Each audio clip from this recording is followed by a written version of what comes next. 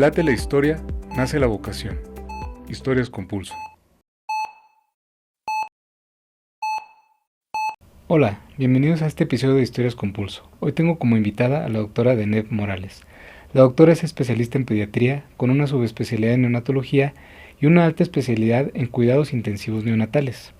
Cursó además una estancia en la Unidad de Cuidados Intensivos Neonatales en el Hospital General Universitario Gregorio Marañón en Madrid, España. Además, es instructora de reanimación neonatal y instructora del curso ACORN.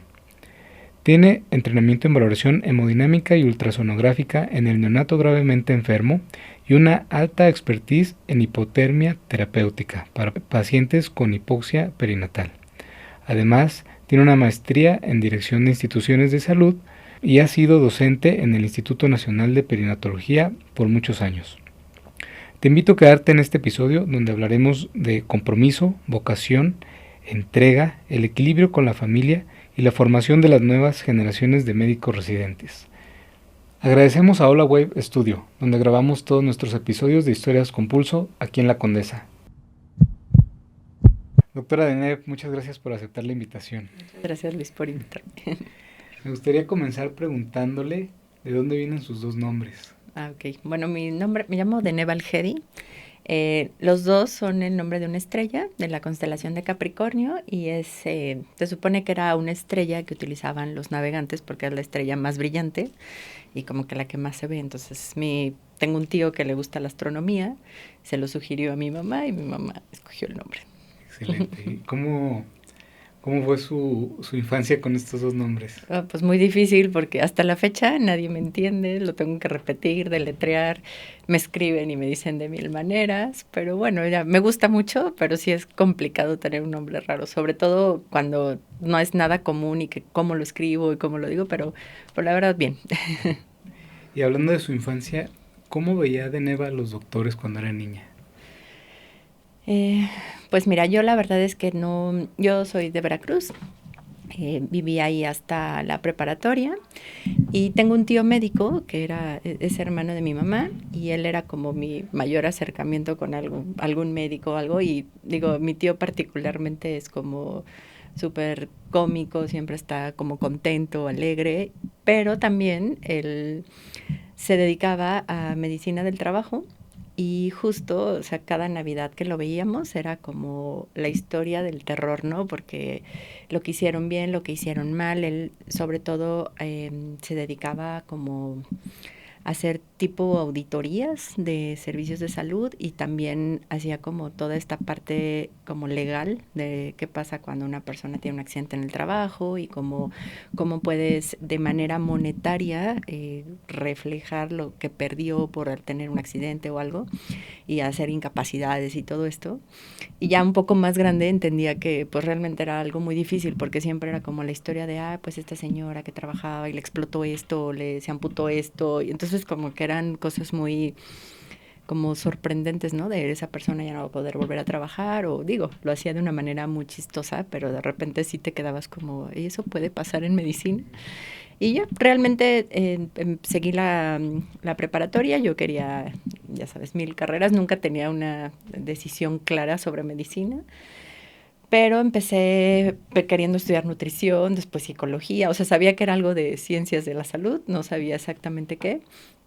Y finalmente creo que medicina para mí representó como un reto, porque lo veía como algo súper complejo, ¿no? Difícil, tenía un poco de biología, un poco de bioquímica, un poco de todo, pero todo se me hacía como un reto porque tenías que interpretar mucho lo que el paciente te dijera. Entonces, por eso me decidí por estudiar medicina. ¿Y tus papás qué te decían? No, mis papás felices, mi mamá particularmente me decía, sí, porque así puede ser como tu tío y está muy difícil y qué bueno. Y yo decía, bueno, está bien. Y realmente fue un poco como sin tanto conocimiento de qué se trataba, pero decidí estudiar medicina. Yo creo que sobre todo viéndolo como un reto profesional. ¿Y siempre te fue bien en la escuela? ¿Cómo se te hizo la carrera? ¿Cómo la viviste? Bueno, la carrera en general creo que la disfruté mucho, pero sí se me hizo difícil por varios sentidos a nivel personal, porque yo venía de provincia y como que enfrentarte a la Ciudad de México, ¿no? Que siempre la ves como enorme, llena de gente. Antes se decía que la Ciudad de México era muy peligrosa, creo que ahora todo se ha invertido, pero era como, ¿y cómo voy a ir a los hospitales? ¿Y cómo me voy a transportar? Entonces, mucho fue, mi mamá me estuvo ayudando mucho tiempo en cuanto, digo, no solo la cuestión económica, sino también en cuanto que me acompañaba y veía que yo ya podía sola. Y finalmente esa parte como más de traslados y todo fue una parte que logré dominar, pero me costó trabajo. Y ya después, cuando empecé la universidad, digo, la vez que siempre me ha gustado leer mucho y digo, sobre todo cosas médicas, ¿no? Entonces como que se me hacía fácil, pero había cosas que sí me costaban mucho trabajo, sobre todo porque era como, ya creo que lo he disminuido, pero era muy obsesiva en tener como todo apuntado y todo registrado. Y pues te das cuenta que hay muchas cosas que sí se puede, pero pues hay cosas que obvio no puedes hacer eso. Entonces trataba de estudiar mucho y de leer, pero había cosas, por ejemplo, de laboratorio y cosas que yo sentía que no entendía muy bien. Pero creo que ya cuando llegué al área clínica, la verdad me gustó mucho. Fui encontrando cada vez lo que más me gustaba y lo que menos me gustaba. Y te puedo decir que los primeros 2, 3 semestres se me hicieron complicados, pero ya después como que todo fue fluyendo y ya cuando llegué al internado como que fui muy feliz porque vi que ya lo que era estar con pacientes y tratar y bueno, no, obviamente no estás a cargo de pacientes tú, pero creo que fue muy gratificante ver como que ya todo lo que has estudiado lo empiezas a aplicar y a integrar en un paciente. Y el, tu mamá cuando estabas acá, ¿cómo fue el desprendimiento de tu familia? ¿Qué le aconsejas a los jóvenes que igual quieren estudiar en un buen lugar y a veces tienen que salir de casa, ¿no? Pues yo creo que siempre es difícil dejar la casa, ¿no? A veces pues la comunidad de estar con tu familia, de estar pues ahora sí que con tu ambiente, con tus amigos, con todo. Pero yo creo que el reto vale siempre la pena si estás haciendo algo que te apasiona y algo que aunque no estés muy seguro al principio, sabes que va a dar un fruto eh, finalmente cuando acabes la carrera y dices, bueno, valió la pena, ¿no? Y yo creo que eso a veces es muy difícil de visualizar a futuro, sobre todo pues cuando estás adolescente, ¿no? Empezando los 17, 18 años, que ya tienes que enfrentarte a elegir una carrera que no estás tan seguro de que esa va a ser tu pasión de por vida. Pero yo creo que siempre hay que arriesgarse, ¿no? Dar el paso y sobre todo pues un poco tener esta mente clara de estoy haciendo un esfuerzo, mi familia está haciendo un esfuerzo porque yo esté aquí y creo que esa parte te hace como llegar a algo más grande. Uh-huh. ¿Y qué fue lo que más te enseñó de ti misma este viaje, salida de Veracruz hacia acá? Eh, pues yo creo que un poco el enfrentarme a nuevas personas, a nuevas ideas, fue como pues conocer un mundo inexplorado en ese momento. Y la verdad es que creo que la escuela ayudó mucho, ¿no? En el sentido de que, pues, obviamente habíamos muchos de fuera, muchos éramos de provincia y creo que todos como que tratábamos de hacer comunidad. Yo recuerdo que eran, ay, los de Veracruz, ¿no? Y éramos como 3 o 4 que nos juntábamos y decíamos alguna palabra rara y se reían de nosotros, pero nosotros nos entendíamos. Y yo creo que esa parte fue como muy importante en saber que no estás solo, que siempre hay alguien y que la verdad pues todos íbamos por lo mismo, todos queríamos ser médicos, todos queríamos estudiar y de repente pues te aliabas entre todos. Creo que eso, la escuela yo creo que fue un factor fundamental en sí, me ayudó mucho los compañeros y todo. Sí, bueno, se va enfrentando uno precisamente a personas que piensan diferente, ven la vida muy Claro. distinto, ¿no? Pero aún así, no sé, te llevaste buenos amigos de ahí, los sigues frecuentando. Sí, no frecuento a muchos, pero creo que los pocos que tengo como amigos los sigo viendo con mucho cariño todavía y disfruto cada que nos vemos. ¿Quién más crees que creyó en ti de manera que te dio ese soporte de que tú misma tuvieras fe en ti? Ah, bueno, creo que es difícil como que en retrospectiva, pero creo que todo empieza por ti mismo, o sea, que tú crees que puedes hacerlo, que crees que puedes lograrlo. Y creo que la familia es un pilar fundamental, ¿no? O sea, donde, digo, en mi casa era así como, ay, pues ya se fue a estudiar medicina y, ay, igual que tu tío, ay, sí, igual que mi tío. Porque también mi tío había venido de Veracruz a estudiar medicina a la Ciudad de México. Pero yo creo que es como uno mismo el decir, yo puedo, ¿no? Y sobre todo, o sea, creo que este soporte o pilar fundamental es la familia. En mi caso yo creo que era mucho como un reto personal de decir, bueno, mis hermanos y todos sabía que mi mamá había hecho un gran esfuerzo porque todos estudiáramos y entonces como que era decir, pues yo también tengo que poder y tengo que sacar aquí como que el nombre adelante. Y yo creo que pues a lo largo del que también vas estudiando te vas dando cuenta que hay muchos retos, pero que no es imposible, ¿no? Y que realmente vas a poder y que si muchos lo lograron, tú tienes que poder también. ¿Y qué enseñanzas sigues aplicando diario de tu mamá? O sea, ¿cuáles son las enseñanzas que más te dejó? Pues mi mamá yo creo que, o sea, desde siempre yo la vi trabajando y creo que eso verla como un ejemplo, ¿no? O sea, digo, mi mamá era comerciante, actualmente ya no trabaja, pero siempre era la que se levanta y trabaja y trabaja y trabaja y trabaja, como esa hormiguita trabajadora, que creo que está muy bien. También aprendí que a veces hay que hacer pausas en la vida y que hay que tomar como cosas buenas de lo que te ha pasado, de lo que has vivido, pero también como que aprender que hay errores que has cometido y que esos errores te deben de enseñar.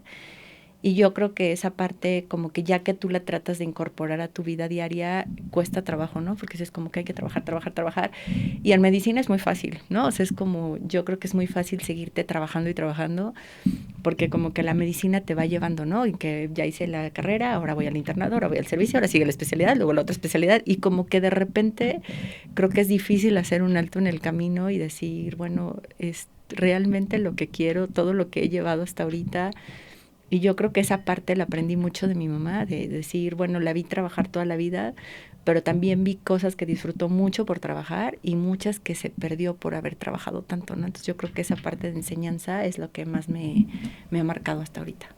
¿Y cómo se lo has tenido que enseñar a tus hijas o tratado de enseñar esta parte de equilibrar las dos Sí, creo que fases? lo hago muy mal. Debo aceptar que, o sea, trato de estar con mis hijas y de disfrutar tiempo con ellas. Creo que en medicina siempre te resulta difícil, sobre todo, no sé si sea, o sea, sin ser un comentario ni feminista ni nada, creo que como mujer es un reto aún mayor porque pues eres la mamá y eres la doctora y eres como la profesionista y como que al menos a mí tener dos hijas, o sea, también me hace como, bueno, yo quiero que ellas aprendan de mí, que vean que tú puedes salir adelante sola, que trabajas, que puedes ser exitosa, que tienes como muchas cosas que darle a la sociedad y que a ti misma te van a dar una pasión, una gratificación, sentir que estás logrando lo que querías, pero también lograr este equilibrio de soy mamá y también ellas me necesitan y también yo tengo que enseñarles que es importante dedicar tiempo a la familia.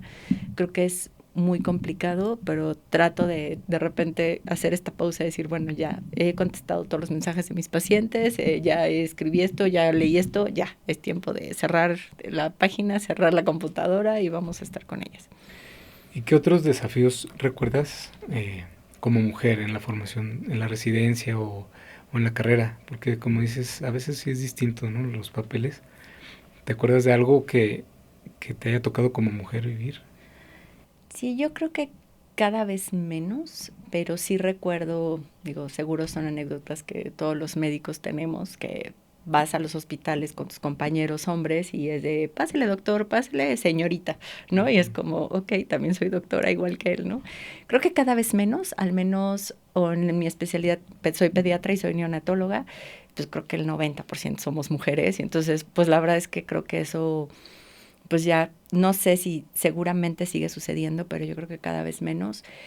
Y algo que creo que es a favor de nosotras como mujeres es que creo que somos como multitasking y eso creo que ayuda mucho a la profesión. Creo que también un poco esta parte de ser un poco más obsesivas, o no sé si se aplica a todas las mujeres, pero creo que he encontrado muchas compañeras, amigas, doctoras, que comparten esta visión de cumplir, de trabajar, de ser siempre como ese camino hacia la excelencia. No digo que los hombres no lo tengan, pero creo que las mujeres somos mucho más exigentes con nosotras mismas. Y creo que a la vez también es una desventaja porque pues también somos muchas mujeres, ¿no? Y entonces de repente todas somos iguales y de repente todas queremos tener todo controlado y todo en excelencia y eso creo que para el trato diario llega a ser complicado. pero bueno, siempre hay un hombre ahí que te atrae y te lleva hacia otro camino, que digo, no me refiero a atracción física o algo así, sino que te lleva así como, bueno, él puede hacerlo de esta manera, no es tan obsesivo y también es muy exitoso, entonces también se puede de otra manera. Un poquito más relajado. Sí, sí. ¿Y cómo, qué estrategias, bueno, ya dijiste más o menos, pero qué estrategias sigues aplicando o buscas aplicar para equilibrar la maternidad teniendo tanto que ofrecerle a los pacientes, ¿no? O sea, seguramente te buscan todo el tiempo y ¿cómo le haces? ¿Apagas el celular, lo pones en modo avión, tienes horarios? La verdad es que quisiera decir que sí, pero no. Siempre trato de contestarles a los pacientes. Muchas veces, ¿no? El clásico que dejas el teléfono una hora y cuando ves ya tienes 30 o 40 mensajes en cola por leer. Pero creo que, o sea, de manera como muy precisa, trato de siempre hablar con mis pacientes. Yo casi no veo pacientes en urgencias, ¿no? Entonces, realmente a mí me gusta dar más, me encanta la neonatología y obviamente muchas veces te enfrentas a pacientes graves que requieren que estés ahí. Pero, por ejemplo, a nivel de consulta ya pediátrica, siempre les digo a mis pacientes, o sea, si tienes una urgencia, márcame, no me mandes mensajes porque no los voy a ver a las 3 de la mañana. Y creo que esa parte de educar un poco a tus pacientes y tú misma tratar de poner como límites es fundamental.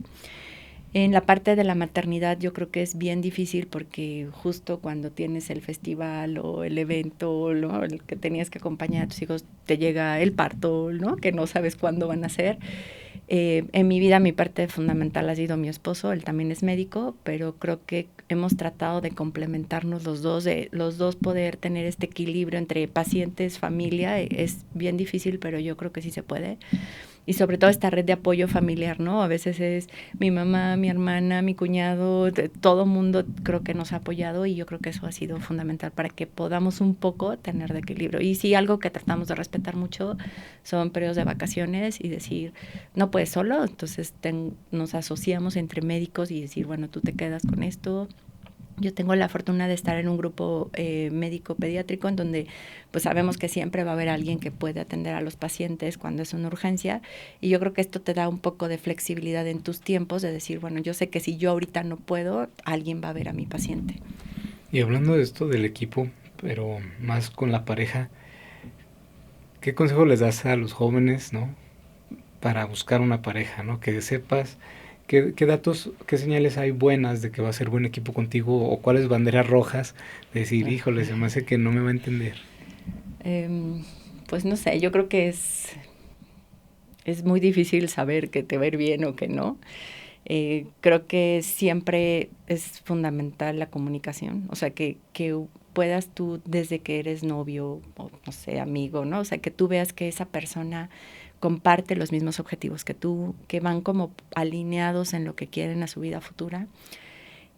Algo que, por ejemplo, a mi esposo y a mí nos ha funcionado es que a veces como que esa parte que todo el mundo te recomienda de no te cases con un médico porque nunca te va a ver, nunca lo vas a ver, pero creo que al ser los dos médicos, es mi opinión muy personal, creo que te ayuda muchísimo porque no es que nos vamos a poner a hablar de la especialidad y de los casos, y obviamente sí nos pasa, pero sobre todo creo que entienden mucho lo que estás haciendo, ¿no? Y que los dos sabemos que la prioridad en muchos casos es el paciente, la vida del paciente.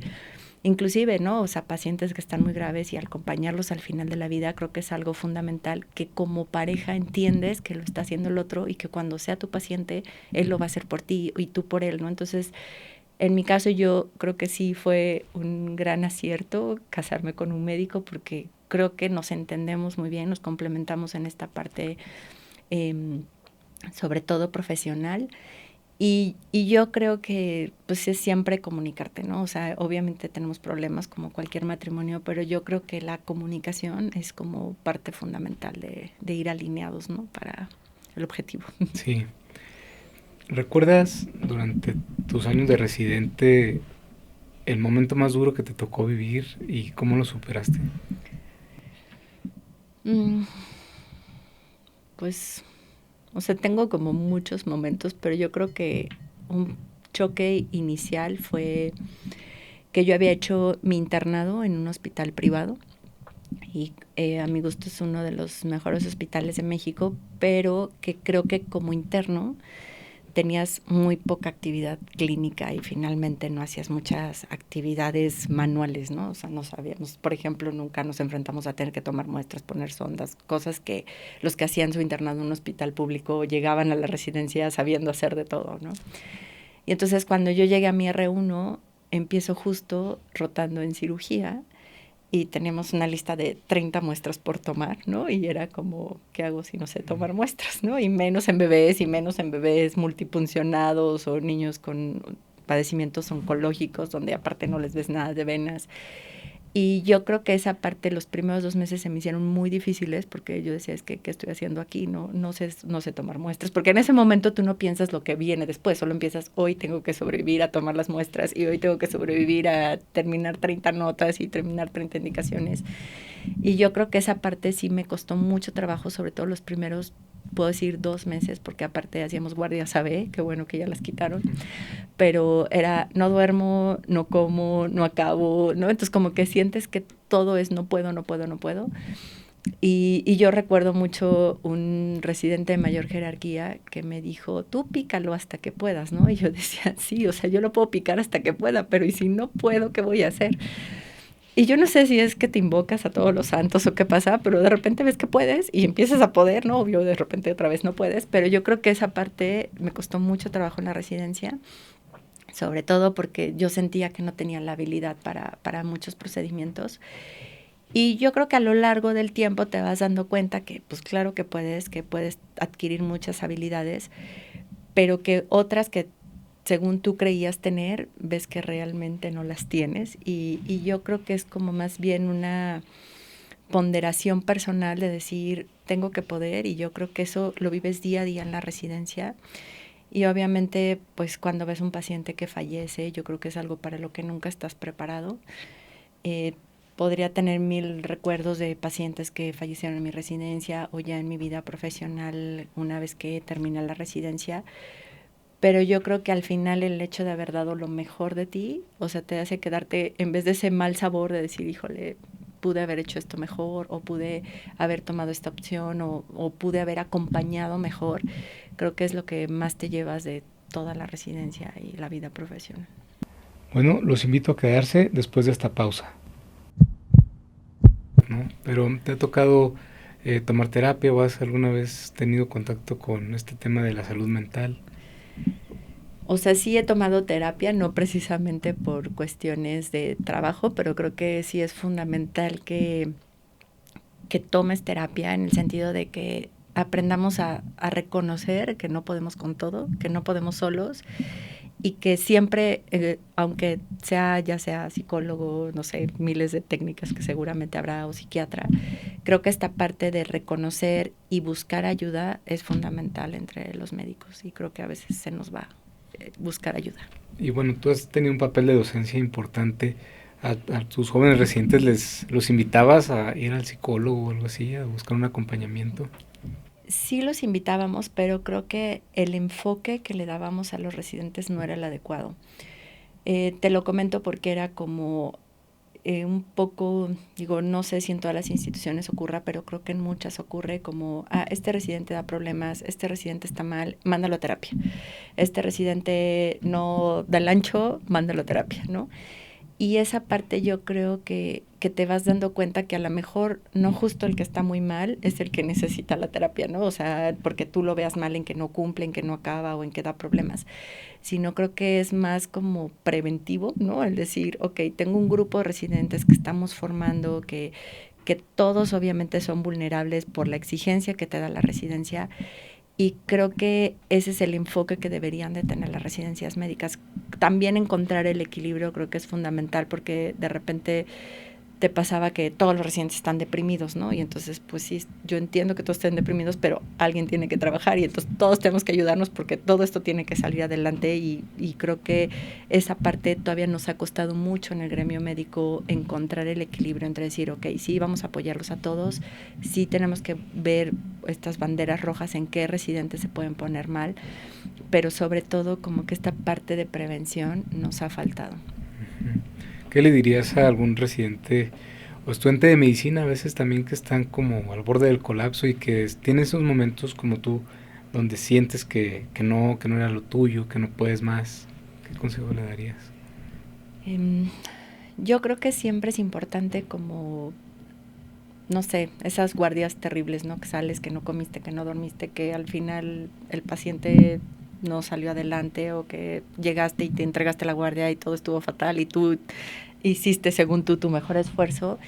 Yo creo que siempre es como, ok, descansa, báñate, relájate y vuelve a pensar que no todo pudo haber estado mal, ¿no? Y que seguramente dentro de las 10 cosas que hiciste, una o dos estuvieron bien y gracias a ti y gracias a que tú estuviste en ese momento se pudo hacer un cambio.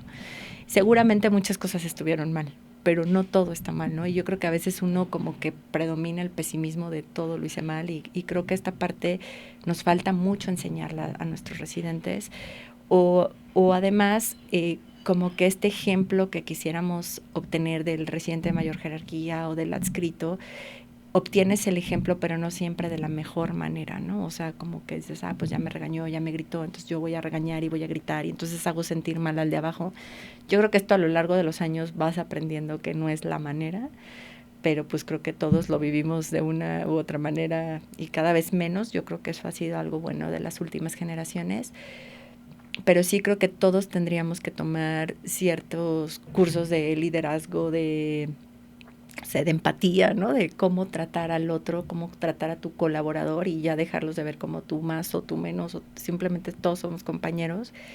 Y algo que yo creo que nos falta mucho es como el reconocimiento en el momento, ¿no? O sea, como que reconocer a nuestros pares es difícil, reconocer a nuestros compañeros, ya sean de mayor o de menor jerarquía, es difícil. Y yo creo que ese es el estímulo que a veces te falta, ¿no? O sea, el decir, oye, lo hiciste muy bien y te felicito por esto. Y yo creo que eso puede alentar a todos a seguir trabajando, aunque haya sido un día terrible. ¿Hay algo más que te gustaría que dejara de pasar o pasara más con la formación de residentes dentro de los hospitales? Yo creo que cada vez tenemos más herramientas tecnológicas y que la manera de enseñar a los residentes ha cambiado, pero que tal vez los profesores no hemos cambiado lo suficiente para aprender a enseñarles. Yo creo que eso hay que cambiarlo y sí siento que hay cosas que no porque yo las aprendí de una manera y así lo aprendí bien y así creo que lo hago bien, va a aprender el otro igual que yo, ¿no? Entonces, sé que es imposible dar como educación personalizada porque pues hay lugares donde hay miles de residentes, pero yo creo que pocas veces escuchamos sus necesidades, ¿no? O sea, como que es un programa hecho para que lleves estas materias, para que tengas estos objetivos, para que cumplas estas habilidades, pero pues realmente, no sé, digo, a lo mejor tú en cirugía lo verás más, ¿no? Pero habrá uno que no todas las cirugías le salen, ¿no? Y que no todos los procedimientos los puede hacer bien, pero habrá uno en el que es muy bueno, ¿no? Y creo que esta parte de reconocer en qué este residente es mejor que en esto o aquello, creo que esa parte nos toca a nosotros como profesores y pocas veces lo logramos, sobre todo en los centros donde hay muchos residentes, ¿no? Entonces, donde poco puedes interactuar de manera individual y que poco a veces realmente los llegas a conocer y conocer sus capacidades o sus problemas, simplemente, ¿no? Decir, te puedo escuchar, a ver qué te ha pasado, en qué te puedo ayudar, ¿no? Y a veces no lo hacemos. ¿Y qué otra estrategia te funcionaba a ti? Buscando el equilibrio a veces de que pues también estás supervisando a médicos que están a cargo de un paciente. ¿Qué estrategia te funcionaba para dar retroalimentación en los casos que las cosas no salieron bien? Yo creo que mucho se aprende con estos programas tipo debriefing de vamos a ver qué hicimos bien y qué hicimos mal. Y inevitablemente yo creo que cada que hay un error, siempre, o cada que hay un evento centinela o que hay una cuasi falla o todos estos términos, siempre hay que detenernos a analizar qué pasó, ¿no? Y creo que a veces los damos por hecho de, ay, pero es que tú sabías que lo tenías que hacer y por qué no lo hiciste y ya. Pero realmente él sabía lo que tenía que hacer, realmente sabía cómo lo tenía que hacer y yo creo que eso es algo que nos pasa todavía mucho en el área médica y sobre todo cuando la carga de trabajo te sobrepasa, ¿no? Y que no haces realmente un análisis de por qué ocurrió el error, por qué ocurrió y yo creo que esto te enseña más a analizar por qué me equivoqué o por qué ocurrió esto, que cuando realmente todo sale bien, ¿no? O sea, yo creo que esa parte de ver los errores, ver lo que hicimos mal, y no necesariamente porque el paciente haya tenido un desenlace desfavorable, pero sí a veces pudimos haber hecho las cosas mucho mejor, ¿no? Entonces yo creo que esta parte de regresar y ver qué hicimos mal y qué pudimos haber hecho mejor es fundamental. Sí, también creo que a veces nos falta sistematizar, ¿no? Es el debriefing y para alcanzar a ver sus puntos débiles, ¿no? Que damos todos por sentados que lo sabes y al final resulta que no Sí. sabías, ¿no? Me gustaría que nos platicaras, tú como mencionaste eres pediatra y neonatóloga, ¿cómo llegaste a elegir esta especialidad y subespecialidad? Bueno, yo, como les había comentado, hice mi internado pensando hacer medicina interna. Me encantaba infectología, yo me ubicaba de internista e infectóloga. Pero justo cuando llegué a rotar a pediatría, nos mandaban a un hospital público a rotar, y en ese hospital era un hospital de primer nivel donde era pues literal una maternidad, y ahí pues estábamos solos, ¿no? Entonces era el interno de gineco y el interno de pediatría. Y creo que el hecho de saber que todo dependía de mí, porque si yo no lo hacía, nadie más lo iba a hacer, como que me puso a estudiar más y decía, no, pues es que tengo que saber reanimar al bebé, ¿no? Y ya había llevado en la universidad el curso de reanimación neonatal, pero, o sea, sabía que lo tenía que hacer bien, ¿no? O sea, me hacía como una gran responsabilidad, que era un recién nacido, que si yo no le daba la presión positiva en el momento adecuado, podía quedar con secuelas, ¿no? O sea, creo que esa parte me quedó como muy grabada. Y la verdad es que me encantó el hecho de ver al bebé cuando nacía. Yo sé que todo el mundo dice, ay, es que el bebé llora y nace y lo pegas. Y claro que sí me gustaba, pero yo creo que pensar a futuro que ese bebé o esa persona que tú atendías y que le dabas esa primera atención iba a ser un adulto sano, que iba a llegar a simplemente a ser felices a sus papás, era así como un gran reto y una responsabilidad. Y ahí me encantó la pediatría.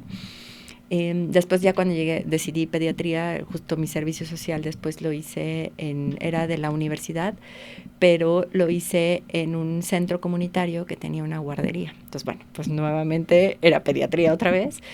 Y la verdad es que descubrí, me da mucha pena decirlo, pero que no me gustaba ver adultos. O sea, como que fue de, no, los adultos no me gustan, no, me costaba mucho trabajo como ponerme un poco en su lugar y, o sea, era como, no sé, me frustraba decir, es que no se tomó las medicinas y ahora viene descompensado, pero ¿por qué no se las tomó? Sí, ¿no? Entonces, esas cosas me costaba mucho trabajo, tal vez por falta de empatía mía en lograr comunicarme, pero creo que con los niños, no sé, se me hace que todo es como más honesto, como más, no sé si decirlo puro, pero como que era lo que veías, lo que podías interpretar, obviamente, de interrogar a los papás, de atender al paciente, pero se me hacía que también era como un reto mayor para ti saber por qué un niño no estaba bien. Y luego cuando llegué a pediatría, todavía tenía esa idea de hacer infectología. Sin embargo, igual, ¿no? O sea, nos mandaban a rotar a los diferentes hospitales, y justo donde yo hice pediatría no teníamos área de reanimación de tococirugía. Entonces, cuando íbamos a rotar a tococirugía a otro hospital, bueno, ahí me enamoré, ¿no? O sea, como que decía, es que esto es lo que más me gusta, ver al bebé cuando nace, que si lo intubas, que si no lo intubas, pero sobre todo era como esos primeros momentos que como que yo lo veía, y una de mis maestras lo decía, era que el momento más difícil de la vida de cualquier persona es el momento de nacer.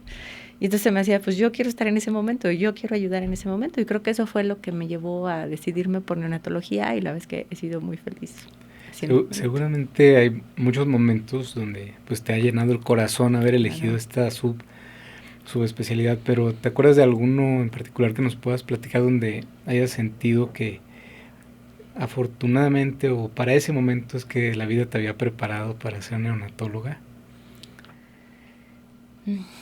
Es que hay muchos, déjame pienso en uno específico. Yo creo que en una ocasión me enfrenté a un caso de un bebé que había tenido la mamá es una cosa bastante extraña, que es una inserción velamentosa del cordón umbilical. Entonces, de hecho, ese bebé justo yo no lo recibí, o sea, lo recibió uno de nuestros residentes, y en ese momento yo tenía como el encargo de detectar a los pacientes que eran candidatos a hipotermia terapéutica para el tratamiento de encefalopatía. Entonces, lo que se hacía es que lo hacíamos un poco como telemedicina, entonces el bebé nacía y si cumplía criterios, a mí me mandaban los videos, ¿no? Y entonces me acuerdo justo que la residente me decía, es que está muy bien este bebé, y yo creo que bien. Cuando yo vi el video del bebé dije, es que se está súper mal, ¿no? O sea, como que no sé si fue haber ya visto muchos videos, que ya teníamos como cierto grado de experiencia, y entonces me acuerdo que ellos me decían, no, es que está bien, y creo que algo fundamental que aprendí durante los años como residente y después como profesora de residentes, es que realmente el que puede valorar al bebé es el que lo está atendiendo, ¿no? Que tú a distancia poco puedes hacer. Entonces me acuerdo que me fui al hospital porque dije, no, o sea, esto no me checa, lo que ellos me están mandando no me checa. Efectivamente llegué, el bebé estaba muy grave. Me parecía que un poco se había subestimado porque el paciente no estaba en ventilación mecánica, o sea, no había requerido intubación al nacer, y que realmente mantenía buen esfuerzo respiratorio, pero el color, el tono, o sea, todo lo que valorabas estaba muy mal. Y me acuerdo que me regresé, era un fin de semana, en la madrugada, revisé al bebé, lo metimos a hipotermia. Desgraciadamente el bebé falleció, pero creo que el hecho de decir, o sea, sí creo en los residentes, sí creo en lo que pasó, pero ahí me di cuenta que nos faltaba mucho por enseñarles, que desgraciadamente no lográbamos transmitir lo que nosotros veíamos, y que las técnicas que a lo mejor estábamos utilizando de educación no eran las correctas. Y me acuerdo que después de eso dije, es que tenemos que hacer algo más, porque a lo mejor lo que yo vi ellos no lo vieron, o a lo mejor lo que ellos estaban viendo yo no lo vi. Y justo ahí un poco me empecé a orientar, como decir, ¿cómo les podemos enseñar mejor? Porque creo que no estamos llegando al objetivo.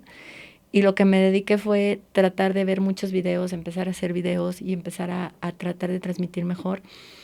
Y justo encontré a dos profesores a los que admiro mucho. Uno de ellos es el doctor Alfredo García Lix, que ya falleció el año pasado, pero que justo habían hecho esto, ¿no? O sea, a partir de videos poder detectar datos de encefalopatía. Y entonces a mí como que su trabajo se me hizo así admirable, porque decías, pues claro, o sea, no siempre vas a estar ahí para valorar a los bebés, pero yo creo que esta parte me enseñó mucho como neonatóloga, que teníamos mucho trabajo por hacer, que todavía, a pesar de que tengas mucha experiencia o que tengas años viendo recién nacidos, siempre cada bebé es un reto, y que justo si no lo detectas a tiempo o si no ofreces el tratamiento de manera oportuna, todo puede cambiar radicalmente, ¿no? Entonces, yo creo que esos momentos me han enseñado que tenemos todavía mucho trabajo por hacer con los bebés, pero sobre todo con las personas que atienden a los bebés. Y creo que cada vez que, por ejemplo, damos una plática o que estamos en un curso de reanimación, es como un nuevo reto de decir, este médico tiene que aprender bien, porque de que él aprenda bien a valorar, depende que a ese bebé le vaya bien, ¿no? Entonces yo creo que ver las cosas así me ha ayudado a lo mejor sí en un lado a ser más exigente con los demás, porque creo que depende mucho de lo que nosotros estamos haciendo, pero sobre todo que cuando te enfrentas a un bebé y que viste que lo reanimaron bien y que viste que lo hicieron bien, da muchísima satisfacción. Entonces yo creo que esa parte ha sido un gran reto, y me acuerdo mucho de ese bebé porque justo no era lo que ellos me habían contado, y cuando yo llegué y como que no sé si pude transmitir que lo vieran con otros ojos, o sea, los mismos residentes me dijeron, sí es cierto, está muy grave. Yo, es que miren, o sea, no requiero intubación, pero todo esto está mal. Y yo creo que eso es una gran satisfacción al final, ¿no? Darte cuenta que pudiste transmitir eso a los demás. Y hablando del doctor Félix, que fuiste a España a rotar con él, a Madrid, ¿cómo te fue en ese viaje? ¿Qué aprendiste sobre todo, como dices, de ti, de lo que puedes hacer por los demás?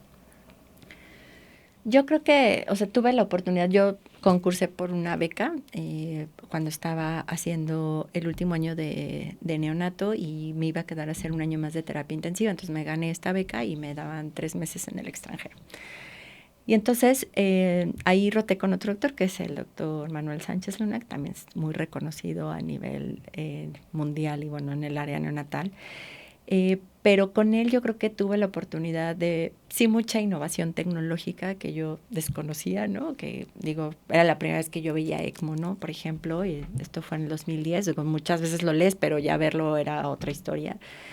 Y creo que algo que aprendí mucho de esta rotación y de esta experiencia fue primero como a ver, no tanto neonatología diferente, sino a ver que existe otra manera de tratar a las personas, de hablar con las personas.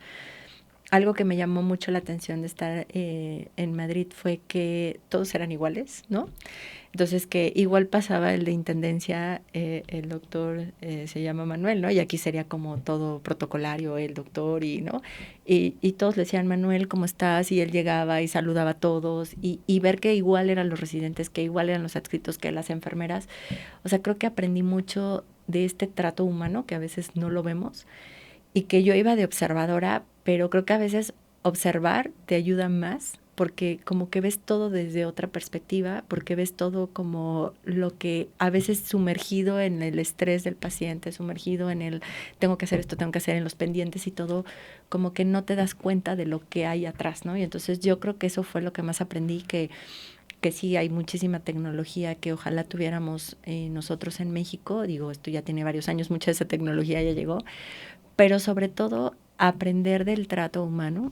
Creo que eso fue lo que más me enseñó, que a veces este papel de solo observar lo que otros están haciendo, porque aparte yo iba muy conflictuada porque no iba a hacer nada, ¿no? Y finalmente tenía que hacer muchos trámites a nivel del Ministerio de Salud y todo para que yo pudiera hacer, entonces solo fui de observadora, pero de verdad creo que me cambió el chip haber ido porque vi que había muchas maneras de hacer las cosas, que no necesariamente todo era como trabajo, trabajo, trabajo, o hay que entregar todo, o hay que entregar todas las notas. Creo que era un ambiente mucho más relajado, menos estricto, pero sobre todo que entre todos se trataban por igual. Creo que fue lo que más aprendí.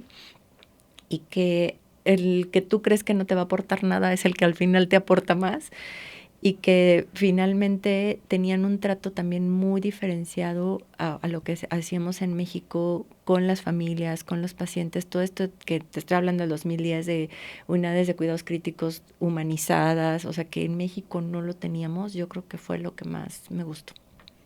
Y ahora que seguramente también conoces personas que se han capacitado en otros países, a tus hijas, ¿qué les sugerirías si ellas quisieran hacer medicina respecto a México versus otros países, ¿no? O sea, yo creo que en México tenemos la gran ventaja y nobleza de muchos pacientes, ¿no? O sea, somos, como dicen, un país emergente que todavía tiene mucha población por atender.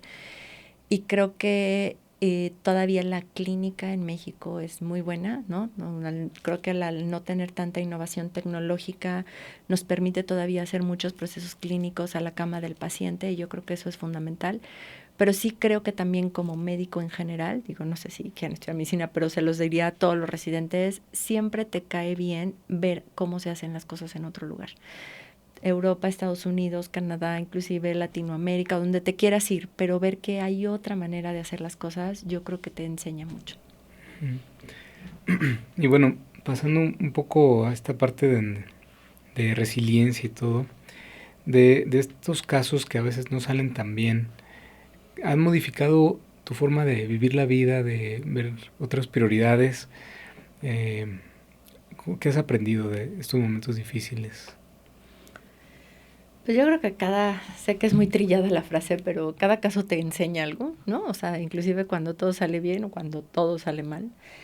Eh, Creo que algo que o sea, yo justo como que ya los últimos años me hablaban mucho de interconsulta para pacientes con encefalopatía hipóxico-isquémica o pacientes que ya estaban en hipotermia y un poco más como servir como de guía para llevar el manejo, pero algo que aprendí es que los pacientes, sobre todo, bueno, obviamente los familiares, están en un momento muy vulnerable, ¿no? O sea, donde todas esas expectativas del niño sano, del niño que venía bien y ya tenemos el Moisés y la carriola y todo va perfecto y de repente algo sale mal y todo el panorama cambia.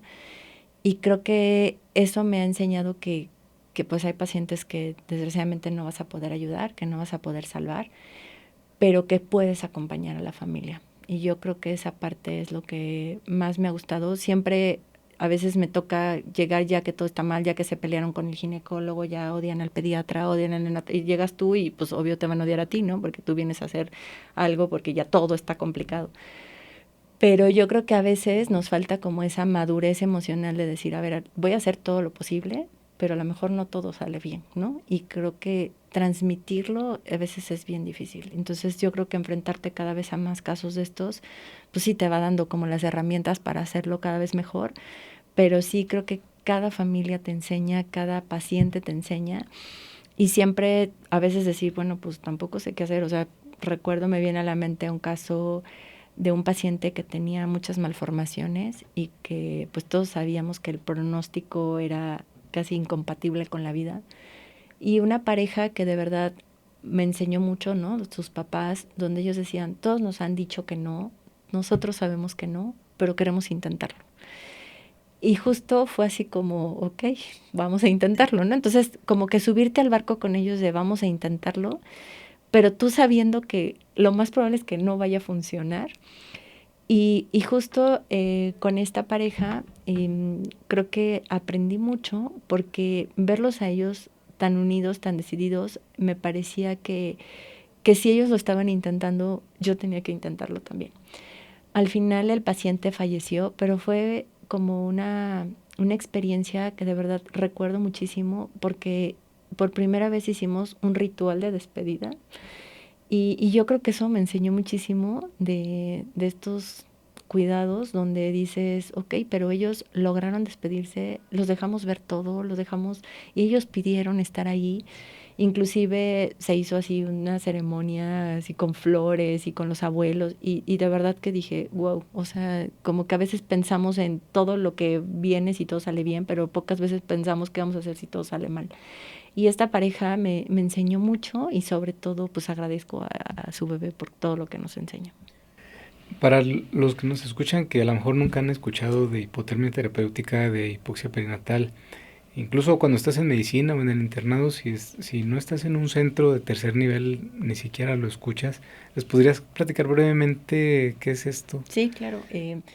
Pues bueno, cuando un bebé tiene un evento hipóxico ya justo en los últimos momentos antes de nacer, ¿no? Pueden ser minutos a horas, sobre todo sus órganos vitales, como son corazón, cerebro, riñón, pues se prefiere dar flujo, ¿no? A estos órganos, pero puede ser que estos mecanismos compensatorios sean insuficientes y entonces estos bebés, pues si no son atendidos de manera intraparto con reanimación materna y posteriormente con reanimación neonatal, pues pueden tener secuelas neurológicas graves si no hacemos ningún tratamiento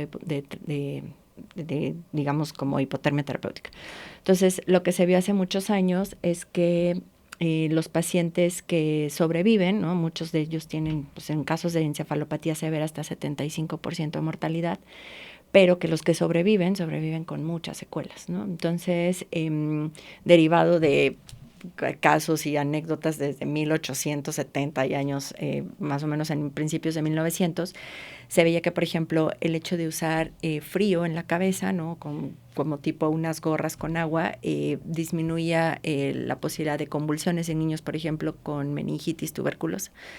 Y muchas veces seguramente hemos oído estas historias de que se congeló y lo calentaron y el paciente realmente estuvo vivo. Entonces, bueno, pues derivado de esto viene todo este avance científico. Aproximadamente se empezaron a hacer estudios de 1990 a 2010, en donde vieron que si a los pacientes les ofrecíamos esta terapia con frío de manera controlada y bajar la temperatura corporal a 33 a 34 grados centígrados, podíamos recuperar las neuronas, ¿no? Y entonces de lo que se trata esta terapia es de a los pacientes, una vez que se diagnostica y cumplen los criterios de encefalopatía neonatal, se les pone una sábana o un gorro, hay diferentes procedimientos para hacerlo, pero bajamos la temperatura corporal 72 horas y todas estas neuronas que están como en esta fase de hibernación, por decirlo así, donde sufrieron el evento hipóxico, pero que todavía son recuperables porque no ha entrado en esta falla energética secundaria, son términos muy médicos, pero que todavía son rescatables,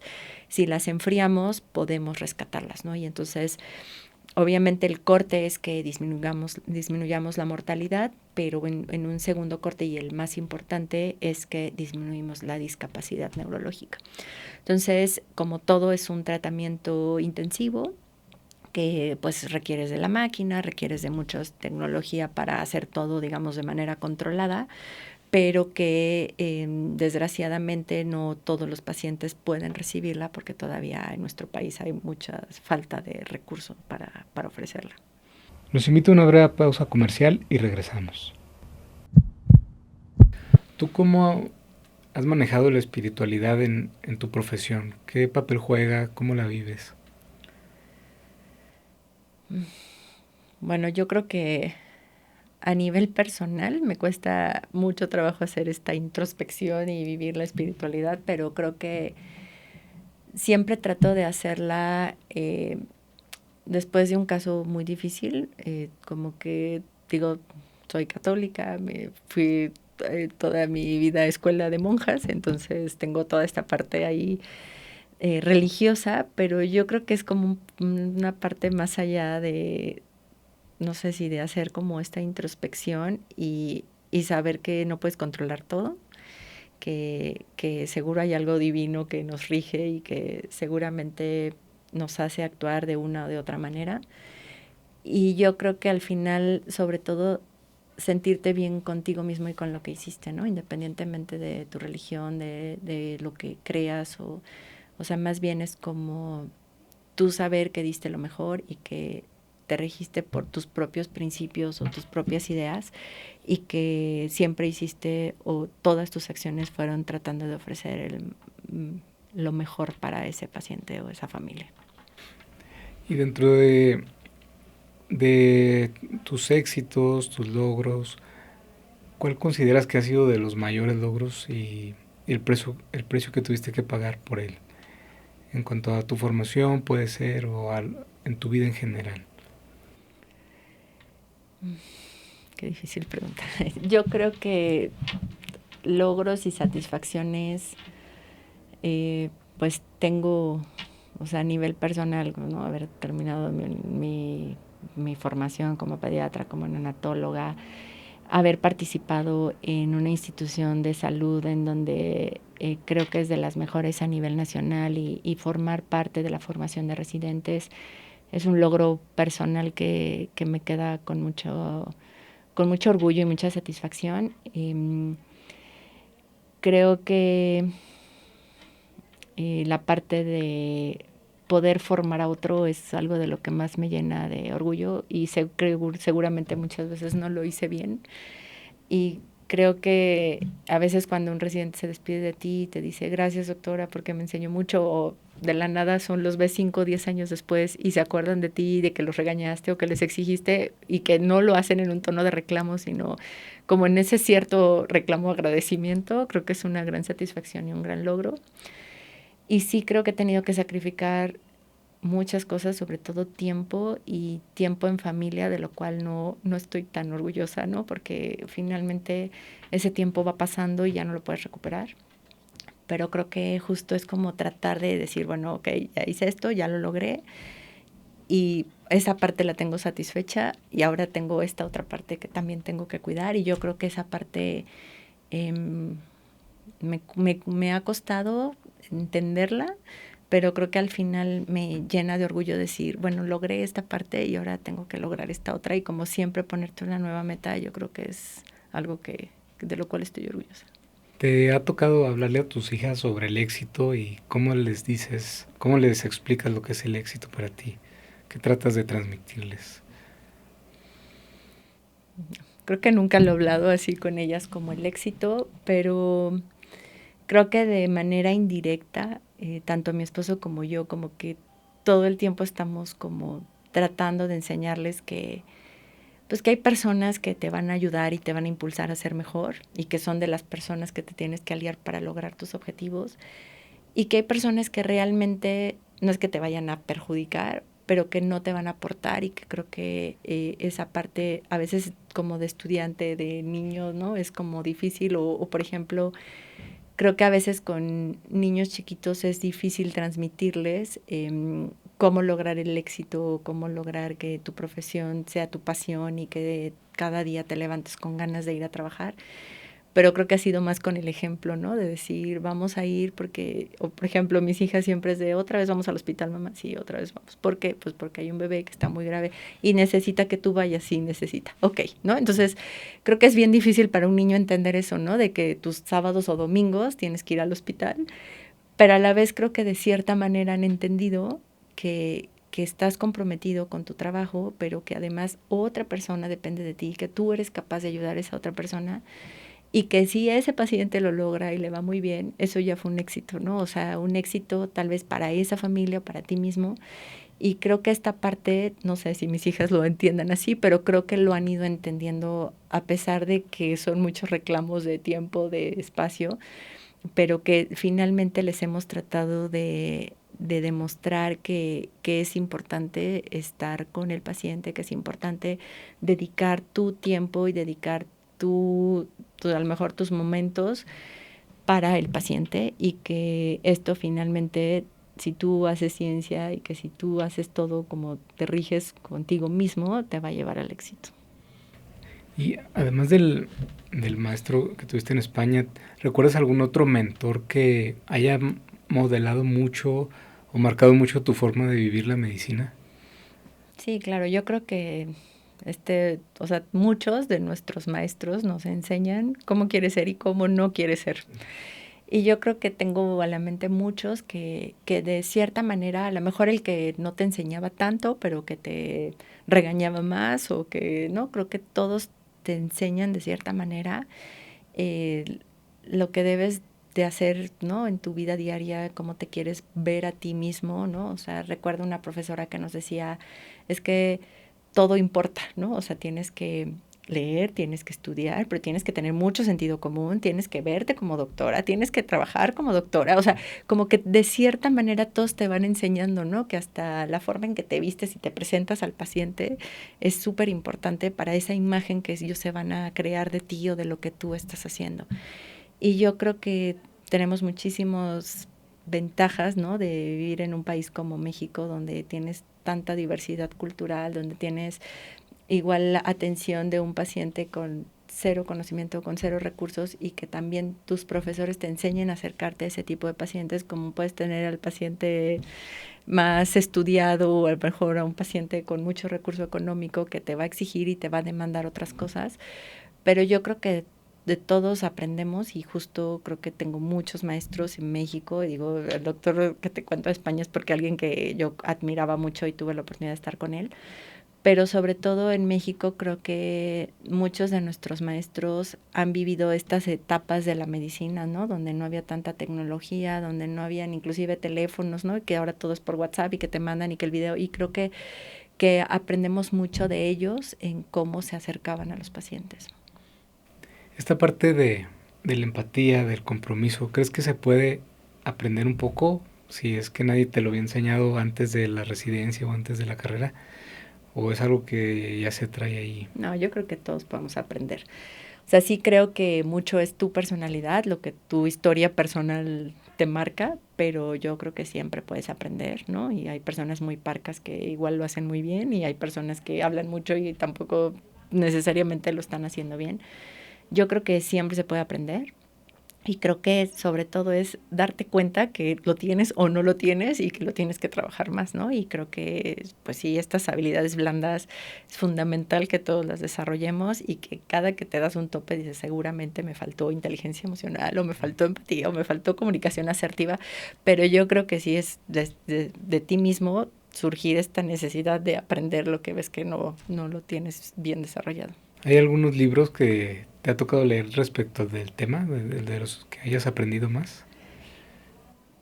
No he leído tanto del tema, o sea, sí tengo alguna mente, ¿no? O sea, sobre todo, por ejemplo, de este autor Simon Sinek, uno que es sobre encuentra tu pasión, encuentra tu porqué y todo.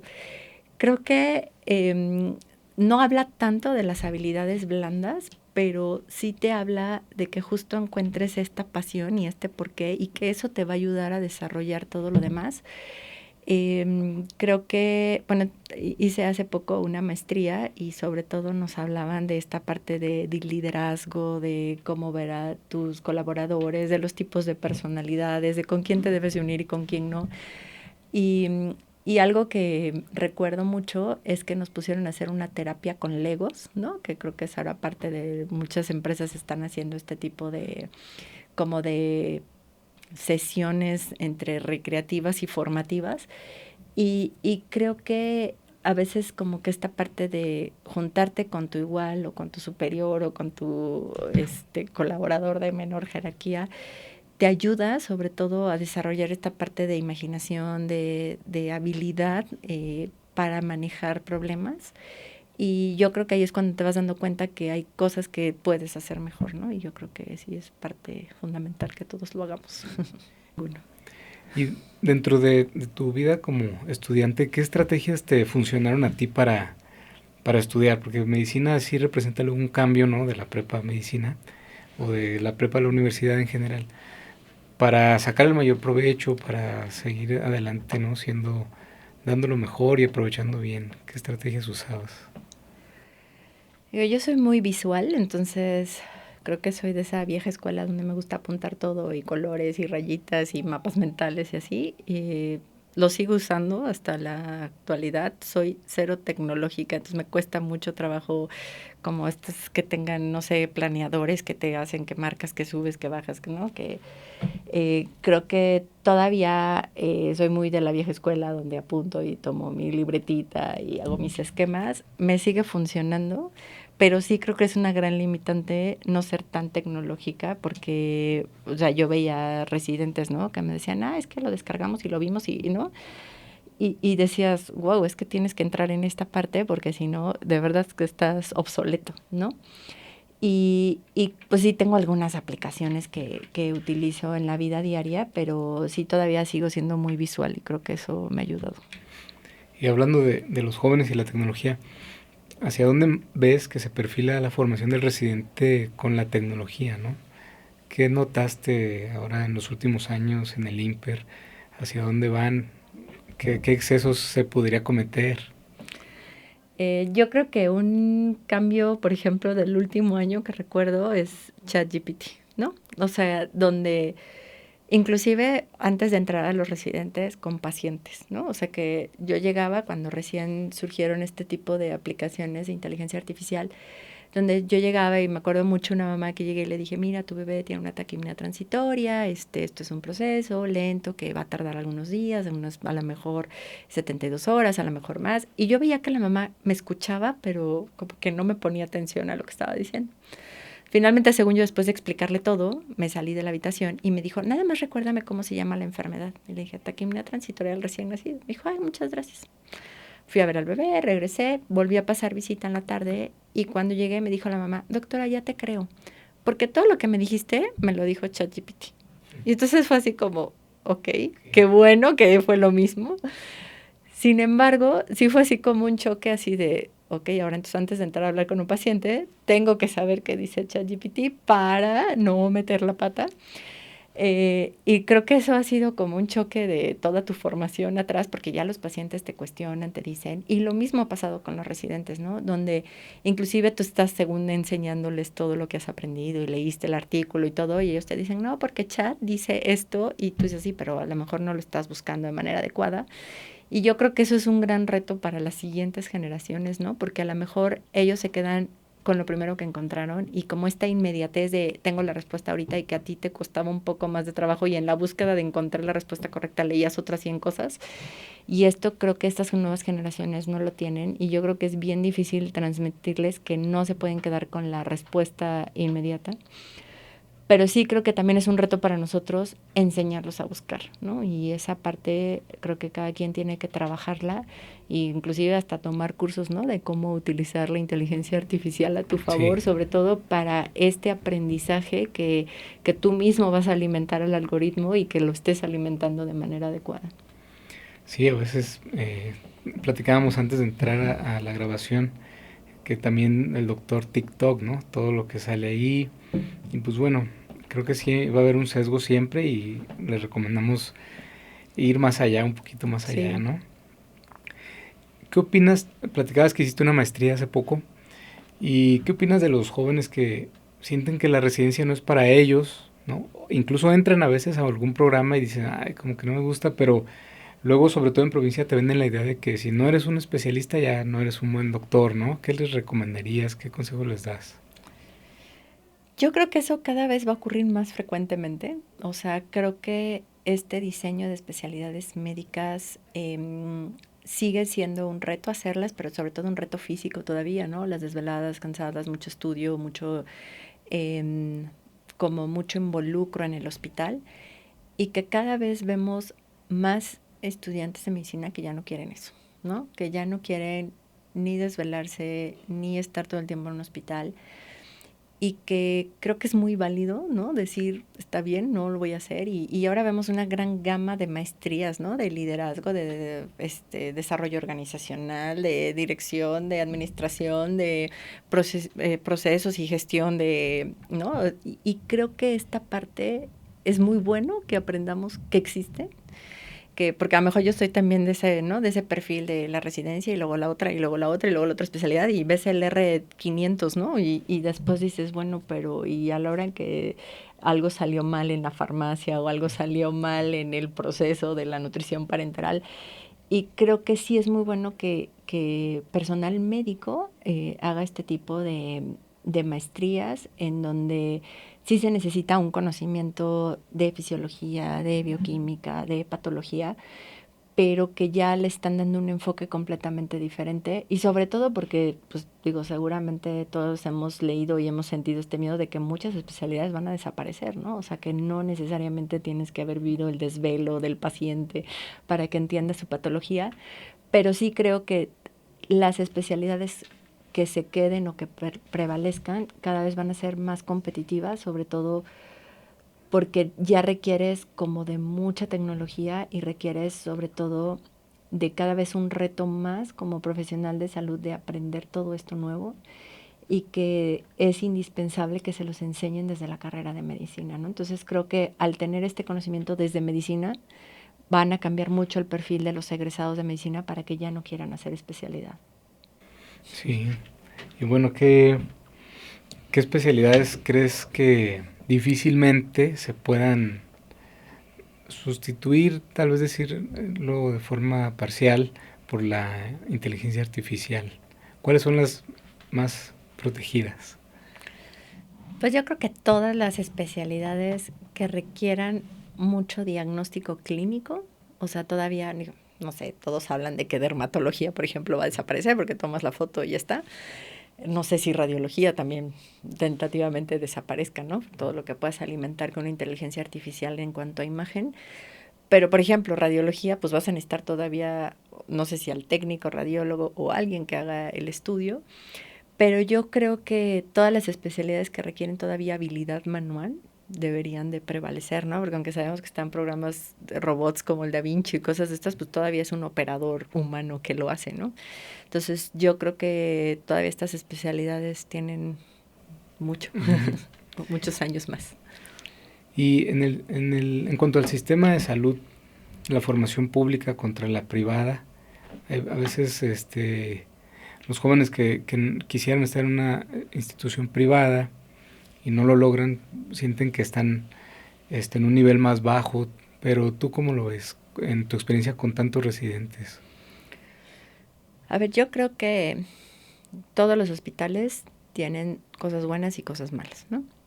Entonces, a nivel público, yo creo que tienes esa gran, eh, digamos, fortuna de tener muchos pacientes, ¿no? En general, digo, no todos los públicos funcionan igual, pero creo que la gran demanda poblacional por los servicios de salud va a seguir existiendo. Entonces, mientras sean hospitales públicos, vas a tener muchos pacientes.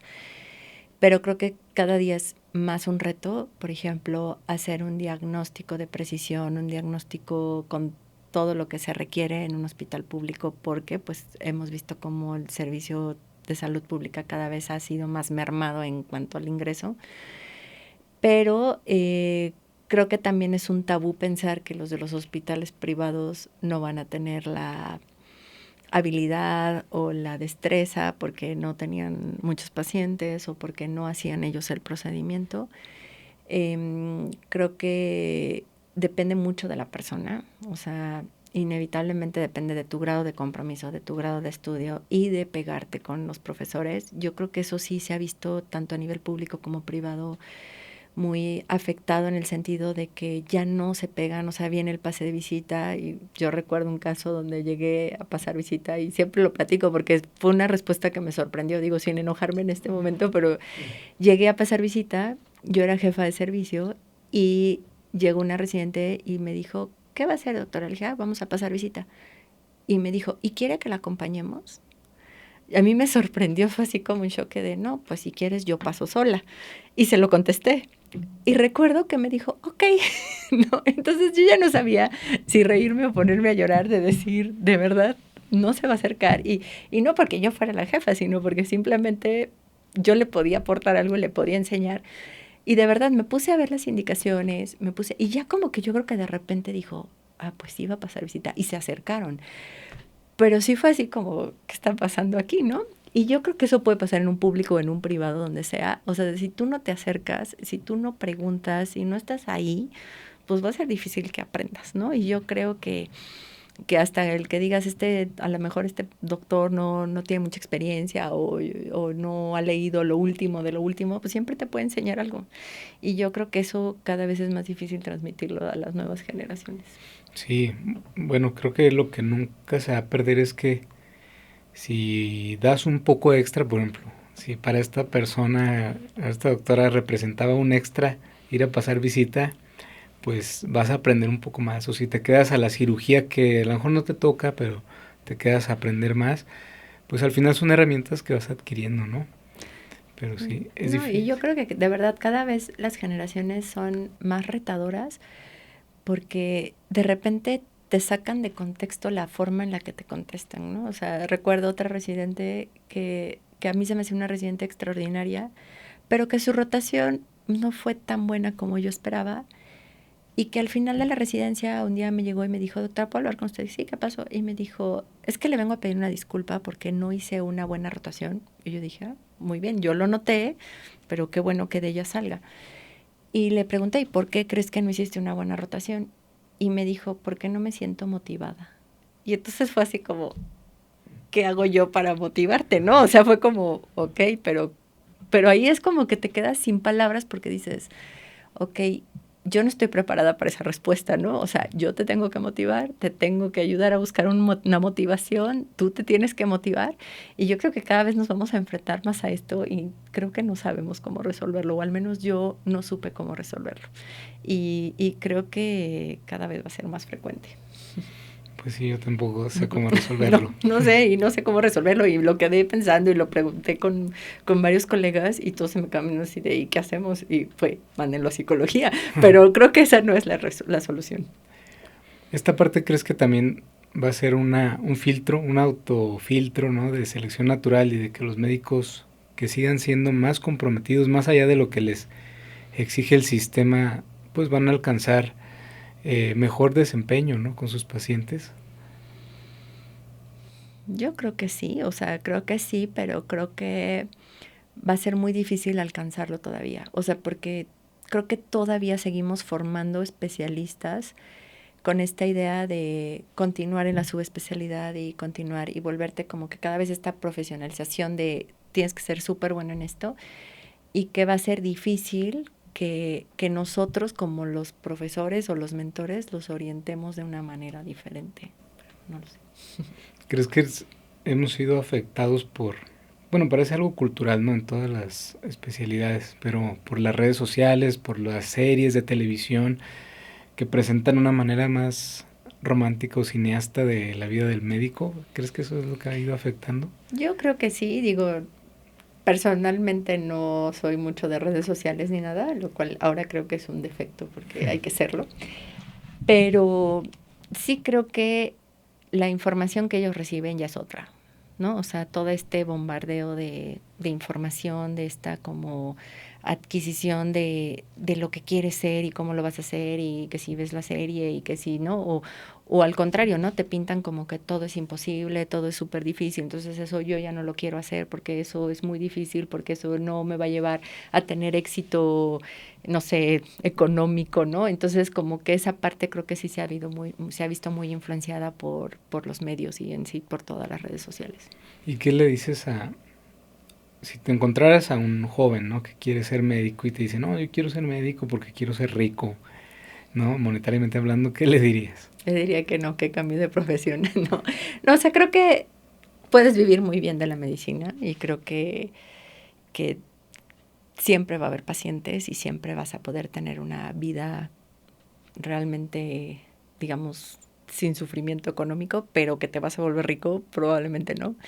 Y creo que hay muchas otras carreras que tal vez lo ofrezcan de manera más temprana, porque la medicina sí creo que es una carrera de mucho tiempo, ¿no? Y que para que llegue todo ese éxito monetario que tú estás buscando, tal vez, o este médico que está buscando, va a tardar mucho, ¿no? Y creo que todos lo vimos en nuestras carreras, ¿no? O sea, el amigo licenciado o el amigo que trabaja en notaría o no sé, alguien, o ahora los influencers seguramente ganan mucho más que un médico con 3 especialidades.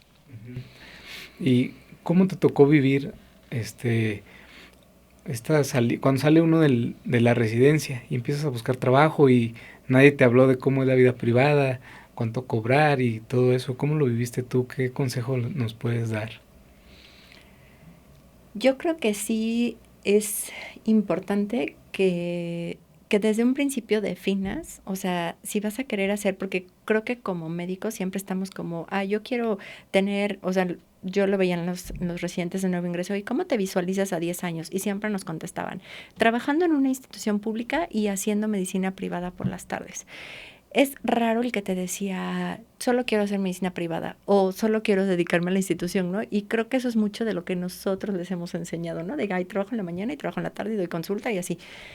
Pero creo que sí, esta parte de la medicina privada, cuando te formas en un hospital público, como que no sabes cómo empezarla, cómo llevarla, y yo creo que no hay más que acercarte a un médico que tenga medicina privada, ver cómo aborda a los pacientes, inclusive ver cómo cobra, quién va a cobrar, lo vas a cobrar tú o le vas a decir una secretaria o no, o vas a tener, no sé, una terminal bancaria. O sea, son cosas que nadie te enseña y que vas aprendiendo, pero yo creo que sí es mucho mejor acercarte con alguien que ya hace medicina privada y que ahora sí que te coache para que vayas ahí aprendiendo qué cosas sí debes de hacer, qué cosas no debes de hacer.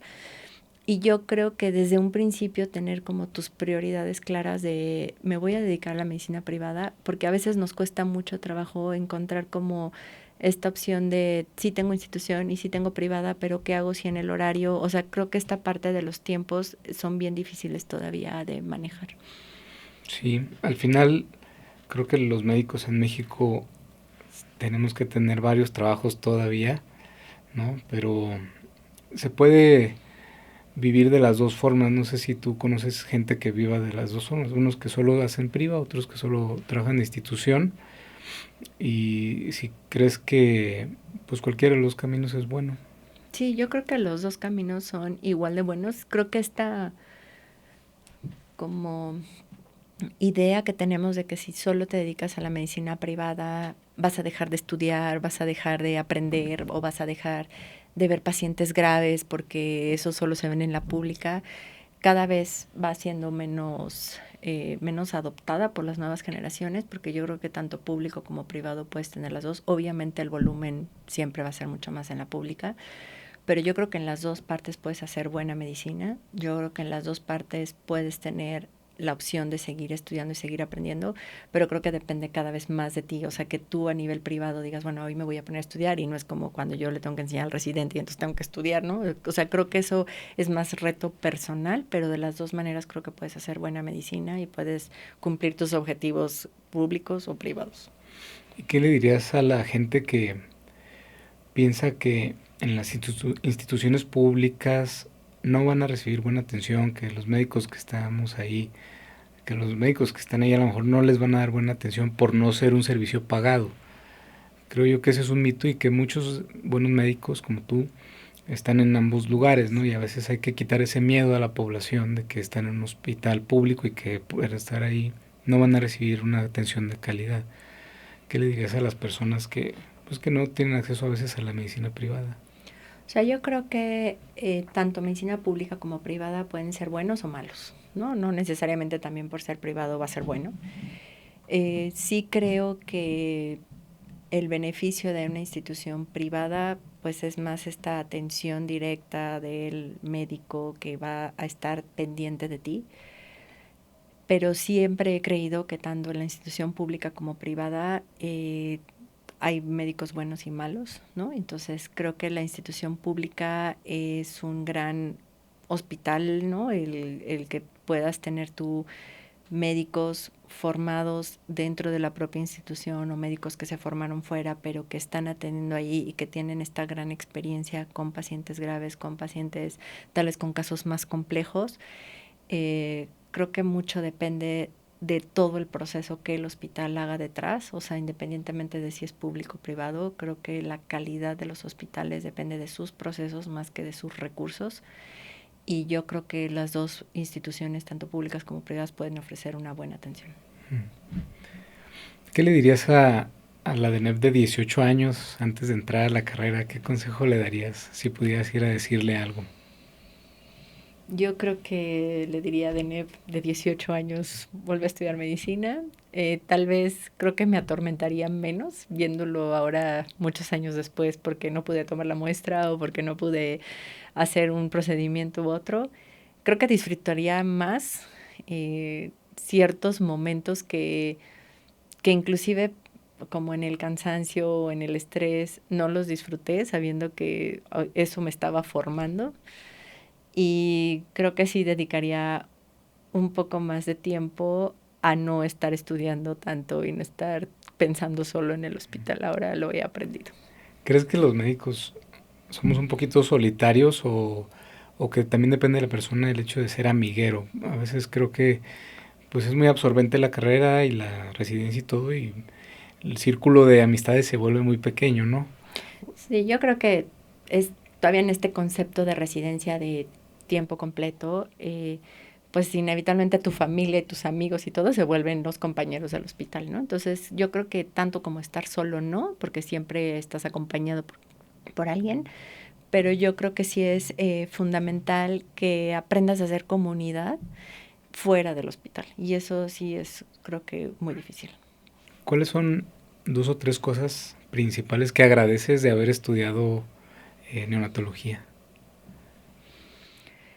Bueno, creo que en primer lugar sería esta satisfacción que puedes dar a los papás, ¿no? Cuando un bebé sale del hospital o puedes darlo de alta, creo que es una gran satisfacción que a mí me da ver cuando se llevan a un bebé. Creo que también es como este reto que te queda por lo que vendrá con ese paciente que egresaste, ¿no? O sea, pensar en qué va a ser ese bebé. A mí, por ejemplo, me gusta mucho verlos ya en el seguimiento y tanto casos buenos como malos, porque creo que te hace más autocrítica decir, bueno, es que este bebé pasó esto y esto y esto y está perfecto, o este bebé que no estuvo tan grave, no va tan bien en el neurodesarrollo. Entonces, creo que esa parte de tener el seguimiento, no tanto me refiero al control del niño en consulta pediátrica, sino como que ese paciente que estuvo en la terapia intensiva, que estuvo muy grave, seguirlo viendo nos enseña mucho de lo que estamos haciendo en el periodo neonatal. Y creo que pues siempre es como pensar a futuro, ¿no? De estoy formando una nueva generación y qué va a pasar y realmente estaremos haciendo las cosas bien. Creo que esta autocrítica siempre nos queda. ¿Qué legado te gustaría dejar? Ya has dejado una gran cantidad de residentes formados, pero ¿qué otra parte le gustaría a DENEP dejar de legado en el ámbito profesional? Yo creo que, por ejemplo, me gustaría, sé que es un sueño imposible, pero cómo hacer posible que hasta las comunidades más lejanas, o sea, y me refiero lejanas en distancia, pero también muy alejadas de conocimiento, muy alejadas de tecnología, pudieran tener acceso a ciertas patologías o al menos saber la ruta para que pudieran ofrecer el mejor tratamiento a los bebés, ¿no? Al menos te puedo decir, en lo de encefalopatía hipoxico-isquémica, para mí se me hace como muy frustrante decir, ya hay un tratamiento, ya existe, está en nuestro país, pero muy poca gente puede acceder a él. Entonces yo creo que a nivel de políticas públicas, no sé de quién dependa el recurso, cómo hacerlo llegar, pero que sí realmente pudiéramos ofrecer que los pacientes tuvieran al menos este tipo de tratamientos. Y hablando un poco de eso, ¿cuándo casi que le suplicaríamos a los ginecólogos que se apoyen de un neonatólogo en vez de un pediatra, ¿no? O sea, ¿en qué casos decir, oye, ¿sabes qué? Mejor aquí busca un neonatólogo porque este paciente tiene riesgos, ¿no?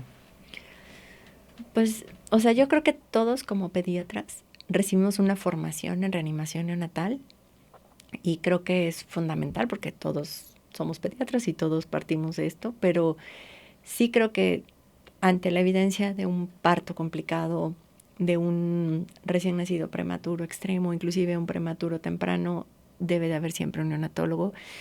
Pero creo que además del ginecólogo es también como pediatra, reconocer que ya hay cosas que salen de tu campo de acción y que dices, ok, yo sé reanimar, puedo ofrecer una reanimación, pero ya el paciente se empieza a complicar, hablemosle a un neonatólogo, igual que como yo neonatólogo le hablaría a un gastroenterólogo o un nefrólogo si es algo que, pues que obviamente como neonatóloga no lo voy a manejar. Uh-huh. Bueno, después de este paréntesis, también me gustaría preguntarte, ¿cómo quieres que te recuerde tu familia? Tus hijas, tu esposo. No lo sé, nunca lo había pensado, pero pues yo creo que siempre me he visualizado como una mujer trabajadora que busca lo mejor, ¿no? Y lo mejor tanto a nivel personal como profesional. Y yo creo que me gustaría que me recordaran así, ¿no? Como buscando siempre la respuesta y buscando siempre esa como excelencia, por decirlo así, para todo. Me gustaría que nos completaras esta frase, mi historia tiene pulso, ¿por qué? ¿Por qué tiene pulso tu historia? Bueno, mi historia tiene pulso porque he buscado lo que me apasiona y he tratado de hacerlo, aunque no siempre se obtenga el mejor resultado, seguir siempre intentando por buscar la excelencia en todo lo que hago. Me gustaría que nos pusieras ahí una frase.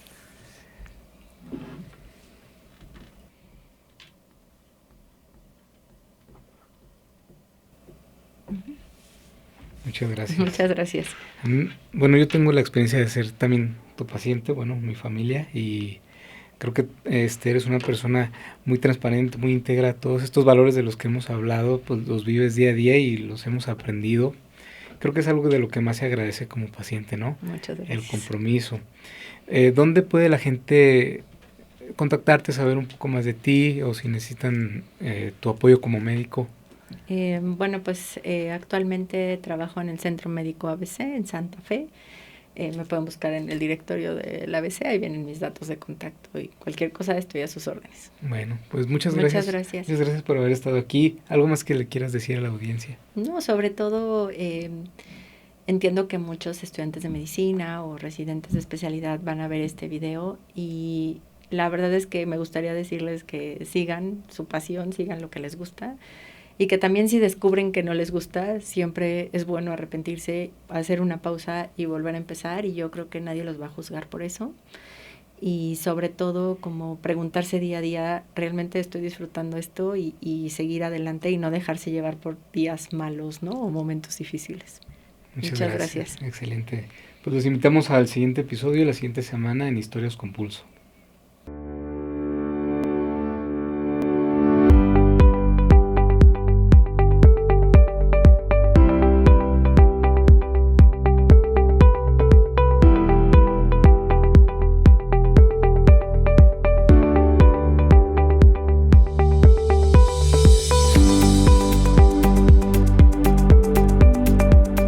Donde late la historia, nace la vocación.